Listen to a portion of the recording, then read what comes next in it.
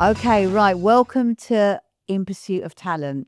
If somebody had told me 2 years ago I'd be sitting here doing a podcast, I would have laughed like a hyena. But hey, here I am. So, been in recruitment a very, very long time and seen some significant changes. It's a very, very different game to what I started in some 35 years ago. I was lucky enough to start with an independent. Then I went to work for Office Angels and spent 15 years in the city, working hard and playing hard. But boy, did I have a good time. So I am going to be launching over the next few months a monthly podcast. They're going to be very different. Some of them are going to be linked around events I'm having. Some are going to be employment law specialists. We're going to try and throw a couple of fun ones in there. They're going to be some things that we're going to help people out there that are looking for work and offering some advice there. But a lot will be around recruitment and HR because that's what I do for a living. I love recruitment. I'm crazy. You speak to some people that go, how on earth can you do recruitment for so long? And I get that, what do you do for a living? I'm in recruitment.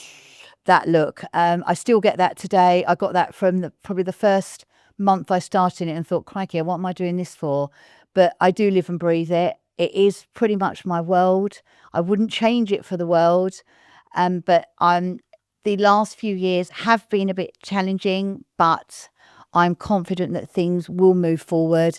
I think if we can get moving throughout the rest of this year, I think there's some exciting things ahead. And I look forward to working with lots of my clients, existing and new. I've had the most amazing support from so many people over the last few years with difficult times, and I can only thank you for the continued business. And I've worked with some great candidates that have gone on to explore great futures in some of the many placements that we've made. So get ready for some fun, some learning, some hearing some good, some bad, and the ugly. And I look forward to sharing that with you over the next few months. Coming up on this week's podcast, I am going to be introducing JJ Lynch from Leading Edge Leadership. He has been delivering workshops for many, many years, and delighted that he's going to be delivering another workshop for Pursuit on the 17th of June. Get ready, guys. Hi, JJ. Welcome to Pursuit's very first podcast. Couldn't think of a better guest. Quite nervous about it. I have got my script and I will need to have that by my side for some of the questions that we're going to talk about. I've decided to do this just to lead out there and talk about a lot of the different things that are going on out there with employment law, recruitment, and also how we're helping our clients outside of just recruiting and finding people jobs, and how we're helping them within their organisations with their managers in relation to training, performing high performance teams. And that's why you're the first person here, JJ, because we're leading a workshop on the 17th of June at Channels in Chelmsford. So I think what would be a good opportunity is you can talk about your business and what people can expect from that day.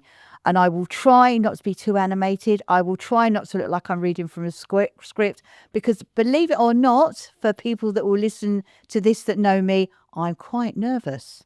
So shall we kick off, JJ, with a few questions? And I think what would be good if you tell people a bit about who you are. I was lucky enough to be recommended to you from the boys and the ladies at Foxway, who I know you've worked with for many years. So let's hear about JJ. Lorraine, thank you and good afternoon. It's delighted to be part of your very first podcast. So I'm JJ. I head up the training company Leading Edge Leadership. So we do lots of leadership management training, lots of personal development training as well.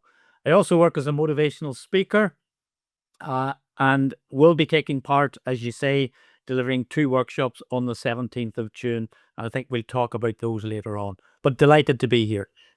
And obviously, JJ, it's quite obvious you've done these before, because that just flowed like a dream.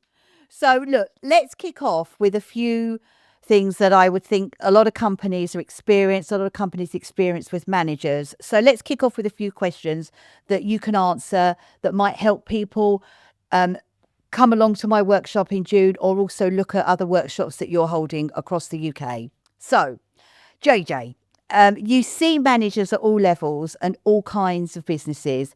What does the leadership landscape look right now? What are the big challenges that you're hearing about when you're delivering your workshops? Yeah, very much so, Lorraine. There's a number of challenges out there, hybrid working still, AI. But it's really interesting with every training session that I facilitate. I always start the morning by getting managers to share, what's the one biggest challenge that they have in their role.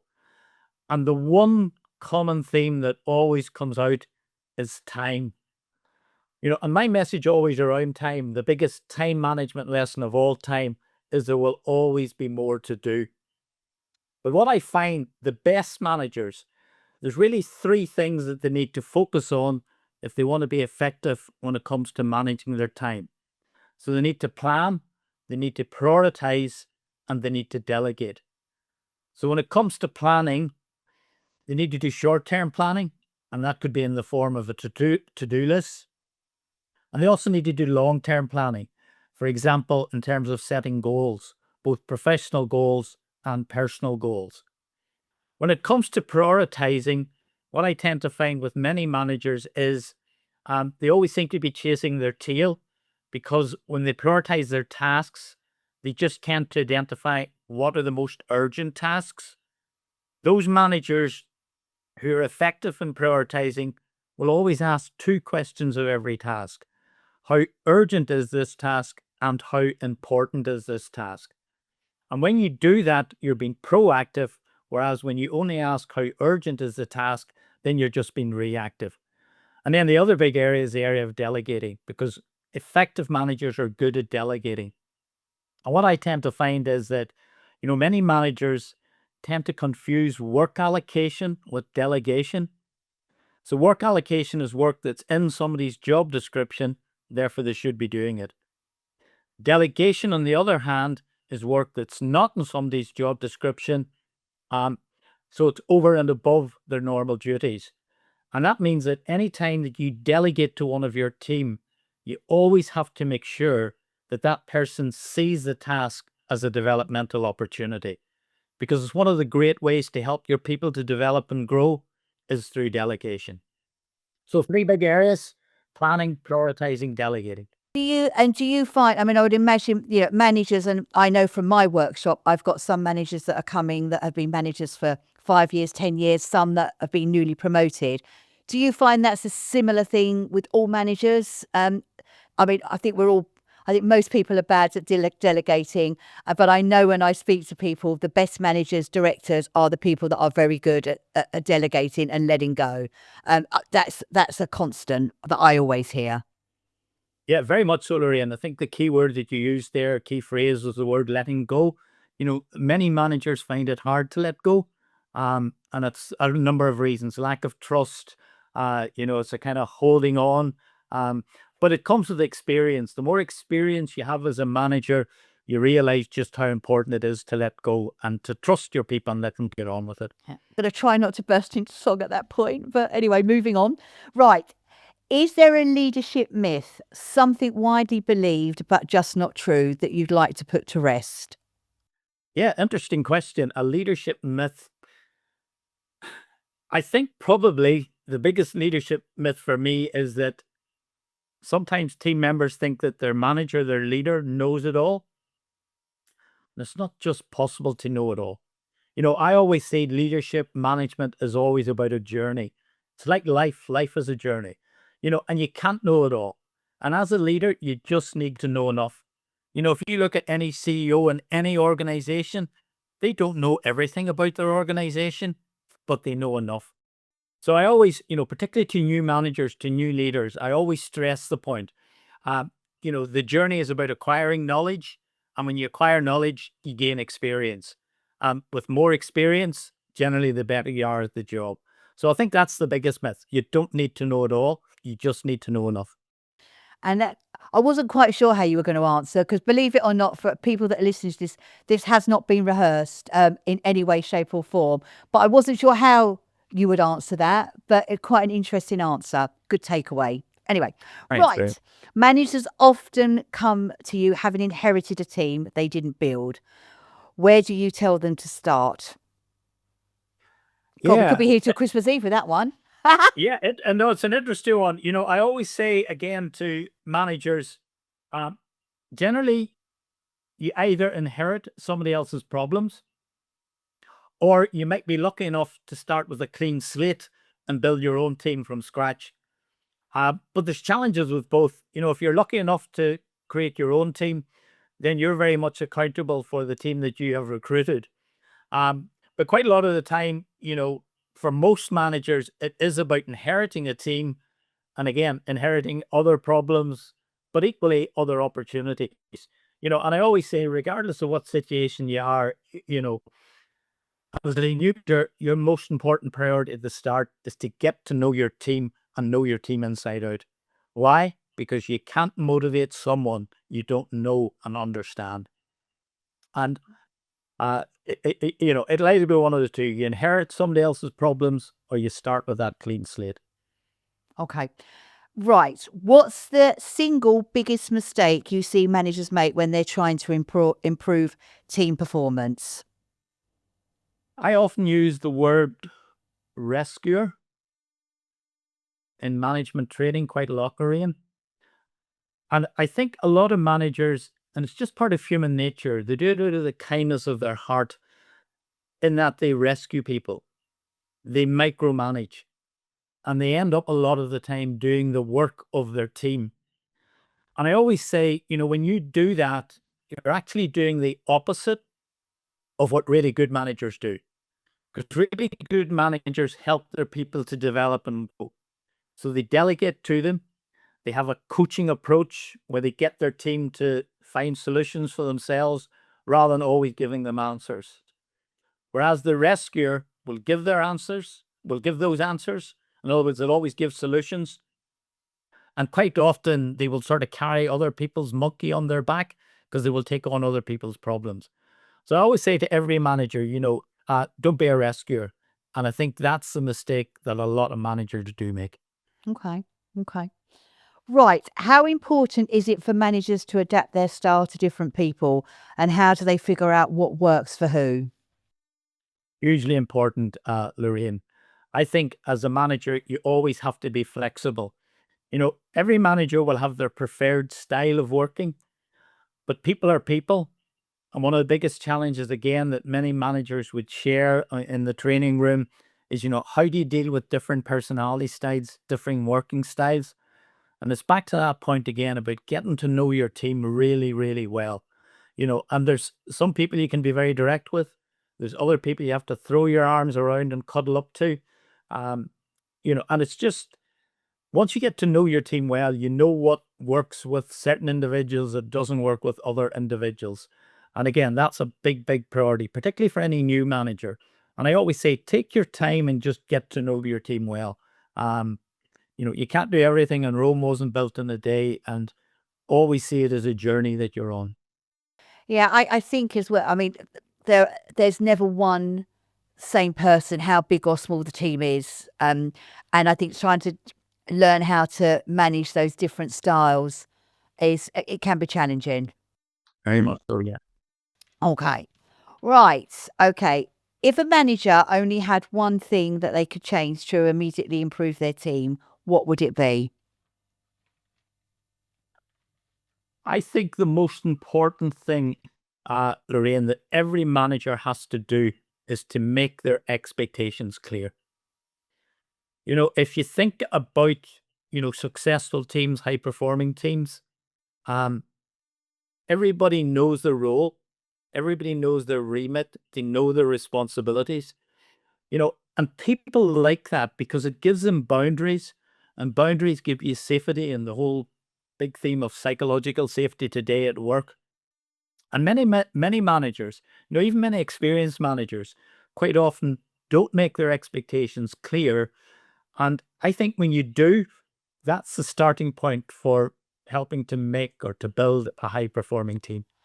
So, question with that: if it was a sales team, would you say, when you're saying about sort of identifying what their role is and their, whether it's their job description, whether it's their responsibilities, would that also be along the lines of setting targets for people that are driven by a commission based role, or is or are you not going down that road with the targets? Sort of, they've got to achieve a certain amount of revenue if they've got a budget. Does it also cover off those areas when you talk about boundaries, or are you talking about people just understanding what they're there to do? Yeah, no, Lorraine, I think it very much it applies in that context, the sales context, as you've just referenced. It applies in nearly every context. One of the challenges that I see around hybrid working, um, in those organizations where hybrid working works really well, it works well because the expectations are really clear of their staff. And those organizations that still struggle with hybrid working, I always feel it's because of a lack of expectations. How many days are people expected to be in the office? On what days do they need to come into the office? What happens when they are in the office? What are the expectations of people when they're working from home? So I think it's across the board, whether it's sales targets, whether it's hybrid working, make your expectations clear as a manager, as a leader. When you're delivering your, this is not a question here, but when you're delivering your training sessions, are you finding there's still a lot of hybrid working out there, JJ, or are you finding people are coming back into the office? What's your general consensus of what's going on out there? I think there's just generally a bit of a mix, Lorraine, in terms of, what you generally find is kind of the 3-2 split or the 2-3 split, where people are in the office maybe a couple of days a week or 3 days a week and then 2 or 3 days at home. And again, sometimes depends on people's job roles. Some people are in the office 5 days a week because they have to be in, and other people can be remote 100% of the time. Okay. Okay. I often find it depends on the individual because some people like being in the office and some people like working from home. Can you share an example, without obviously naming names, of a team that navigated change really well and what made the difference? Yeah, I've recently worked with a client, and again, I won't name the client, going through major change. They had a new CEO appointed. They had a number of other senior management changes, after a very established management team had been in place for a long time. And one of the things that they actually did was, they did a series of workshops about, um, being able to embrace change. And they ran those workshops for their entire staff. And what it actually did was it got everybody on board, and it looked at the challenges that they're going to be with the change, the major change for them, but also the opportunities that the change would create. And I have to say, they're still very much in the early stages of it, but it's looking really, really promising. And I think the big secret of that was, what they were basically, the message they wanted to get across to their staff is, this isn't change that's going to be imposed on you. It's change that we want you to help shape. And that meant people are now taking ownership of the change. So I think that particular client, that organization, would be a great example, Lorraine, of an initiative that people really bought into. And I think over time they will see the rewards of that. Okay. Okay. A lot of people get promoted into management because they are great at their job, but being a manager is a completely different skill set. How do you bridge that gap? Interesting question. I always say it's probably the number one reason why I'm always so busy. Uh, and it's really that challenge. You might get somebody like a software engineer who technically is brilliant at their job, and because they are so good at their job, then they get promoted to manage a team of say 10 software engineers, and it's an entirely different role. Um, and then sometimes they find they're very unhappy in the role because a lot of their focus now is in managing their team, uh, as much as the technical side, which they're very comfortable with. I think if you're somebody who steps in or wants to step up to a management role, you need to be conscious of the fact that it is very much a different role once you get there. And again, it goes back to that thing, make your expectations very clear to the team. First thing I think every manager has to do, but also see it as a journey, as a learning journey. I often get managers say to me, JJ, I've taken over a team and they've been in their roles the last 5, 6, 7 years. I don't really know that much about what they do technically. And I always say that's fine, because it's a journey, and just take your time and learn on the journey. So my advice back to your question, Lorraine, is, how do you bridge that gap between the technical expertise that you have and the skills of learning to manage people? Just be prepared to learn on the job, but you have to make it intentional and you have to want to learn on the job. Okay, I've got one last question, and then what I would like to do is just talk a little bit about our event and the two topics that you're going to be delivering on the 17th of June. But one last question. Is there a book or a concept or an idea that has most shaped how you think about leadership? God, JJ, how long have you been doing this? And how many times have you answered this question, I would imagine?